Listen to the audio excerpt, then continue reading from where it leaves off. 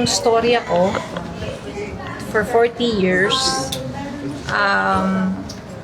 Marami na nag-interview sa akin, di ba? Alam nyo naman yung story ng buhay ko. Pero hindi ganito ka from start to finish. Parang wala pang ganito. Sa mga magazine noon, marami nang nagkwento ng buhay ko. But like I said, bata pa ako noon eh. So hindi kompleto. Ito kasi, from start to almost finish. Kasi I'm in that age where I'm almost retiring already. So, I'm telling the story from beginning to almost end. Parang you're doing na inspirational things na para gayahin or tularan ng mga bata or mga umiidolo sa'yo. I'm hoping that they'll get inspired. Because, di ba sabi ko kanina, parang I've always thought my life was a vanilla, or parang akala ko wala akong masyadong pinagdaanan, but looking back, madami pala akong pinagdaanan. Kasi coming from a very, very poor background, yun palang, di ba pag mahirap ka, mahirap na yun eh. Di ba?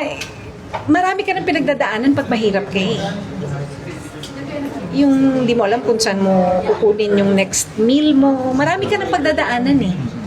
Marami ka ng hindrance pagka mahirap ka eh.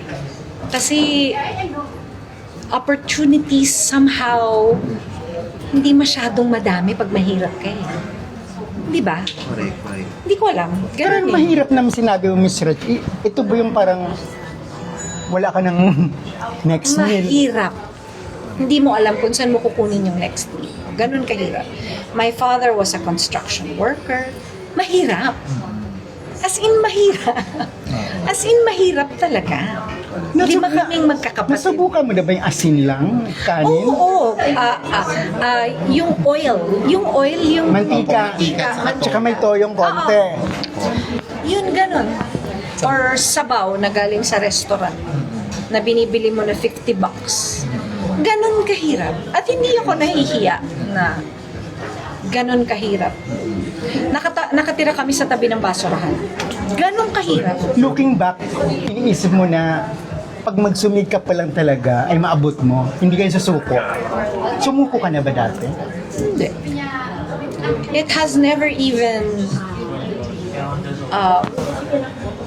parang the thought didn't even cross my mind. No.